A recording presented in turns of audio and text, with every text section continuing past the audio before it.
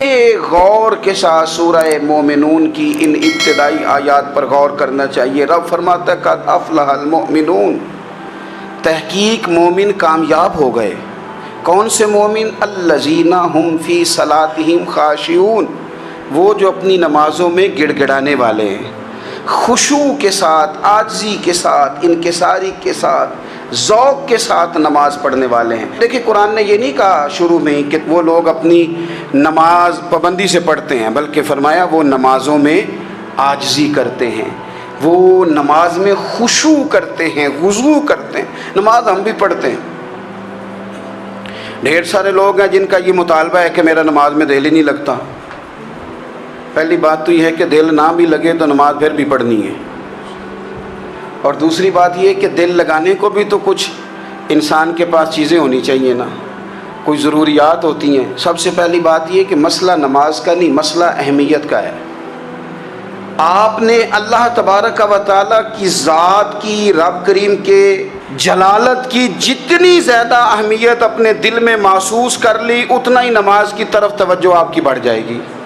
آپ سادی سی مثال ہے، غور کر لیں، جتنا آپ اپنے استاد کو پروٹوکول دیتے ہیں، جتنی عزت کرتے ہیں، اتنا ہی وقت پہ آپ ان کے پاس پہنچ بھی جاتے ہیں۔ اگر آپ کے دل میں اہمیت نہیں ہے تو آپ ٹال دیں گے، اور جس استاد کی اہمیت ہے اس کے فون کی گھنٹی بجتے ہی فون بھی اٹھایا جائے گا، اور بات پوری مکمل بھی نہیں ہوگی تو کہا جائے گا جیسے آپ کہیں گے، اور جو وقت وہ دیں گے ان سے 10 منٹ پہلے پہنچنے کی کوشش بھی کی جائے گی۔ بس سمجھ لیں دل لگنے نہ لگنے کا مسئلہ نہیں، اہمیت کا مسئلہ ہے۔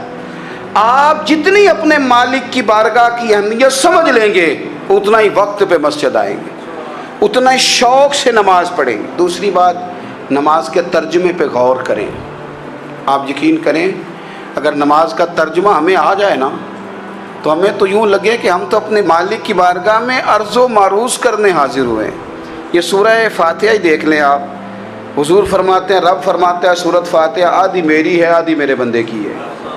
جب اس نے کہا الحمدللہ رب العالمین الرحمن الرحیم مالک یوم الدین ایاک نعبد و ایاک نستعین، جب یہاں تک وہ لفظ کہتا ہے تو یہ حصہ میرا تھا۔ اس نے اپنے رب کی تعریف کی، اور جب کہا نا اس نے اہدنا الصراط المستقیم، اب بندے نے التجائیں شروع کر دی۔ اس نے کہا کہ مالک بھی تو ہے، رحمان بھی تو ہے، رحیم بھی تو ہے، عبادت بھی تیری کرتے ہیں تو مدد بھی تو تجھی سے مانگنی ہے نا۔ اب مہربانی فرمانا اہدنا الصراط المستقیم، ہمیں سیدھا راستہ دکھا دے، صراط الذین انعمت علیہم، ان لوگوں کا راستہ دکھانا جن پر تو نے انعام کیا ہے، غیر المغضوب علیہم ولا الضالین، ان کے راستے پہ نہ چلانا جن پر تیرا غضب ہوا، جو گمراہ ہو گئے ان کے راستے۔ تو نماز میں جب ترجمے پر آپ کا غور ہوتا ہے تو آپ کا تو دل خود بخود لگ جاتا ہے، شوق بڑھ جاتا ہے آپ کا۔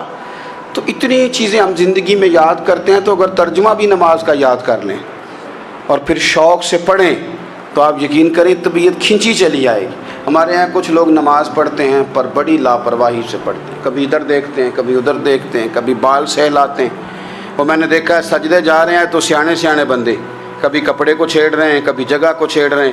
میرے نبی کریم صلی اللہ تعالیٰ علیہ وسلم نے فرمایا ان لوگوں کا کیا حال ہے جو اپنی نماز میں نظریں آسمان کی طرف اٹھاتے ہیں، رکوع سے اٹھے تو اوپر دیکھنا شروع کر دیا، کیا حال ہے ان کا۔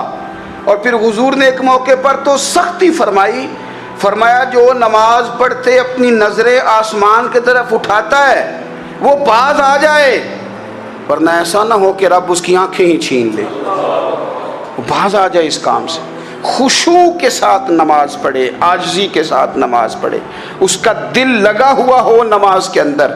میرے نبی پاک صلی اللہ تعالیٰ علیہ وآلہ وسلم کے غلام حضرت انس بن مالک رضی اللہ تعالیٰ عنہ فرماتے ہیں کہ رسول پاک صلی اللہ علیہ وسلم نے مجھ سے فرمایا تھا کہ بیٹے نماز میں ادھر ادھر دیکھنے سے بچو، کیونکہ فرمایا نماز میں ادھر ادھر توجہ کرنا یہ بندے کو ہلاک کر دیتا ہے، ہلاکت ہے اس میں اگر تم نے ادھر ادھر توجہ ہوگی۔ نماز تم مالک کی بارگاہ میں کھڑے ہو اور تم دیکھ ادھر ادھر رہے ہو، تو ایک تو نماز عاجزی کے ساتھ۔ پھر فرمایا والذین ہم عن اللغو معرضون، وہ لوگ جو فضول باتوں سے، لغویات سے اپنا منہ پھیر لیتے ہیں، فضولیات سے۔ ہمارے ہاں نا بہت سارے لوگ ایسے ہیں جو بلا وجہ ان چیزوں میں دلچسپی لیتے ہیں جو ان کے مطلب کی نہیں ہے، ان کے مطلب کی مطلب آپ کسی سے ملیں کہتے ہیں کیا حال ہے، ٹھیک ہے جی، بچوں کا کیا حال ہے، ٹھیک ہے، بچے کتنے ہیں؟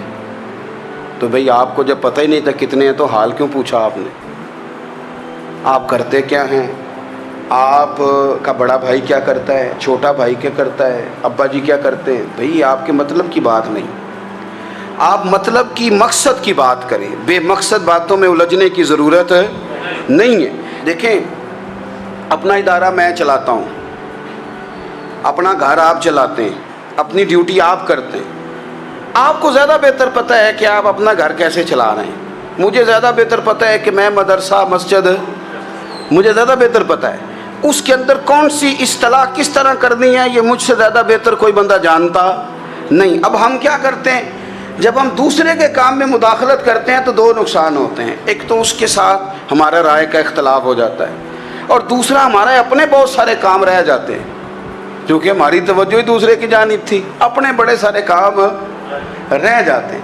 اس لیے بہت ساری ایسی چیزیں ہیں جن میں بلا وجہ کوئی مقصد نہیں۔ ہم پرانے لوگوں سے باتیں سنا کرتے تھے، ہمارے بزرگ کہا کرتے تھے جڑے پنڈ جانا نہیں، جڑے پنڈ جانا نہیں ہوتا راہ پوچھنے دی کی لو۔ لغویات میں نہ الجھیں، فضولیات میں نہ الجھیں، یعنی ٹو میں رہنا، ٹو میں۔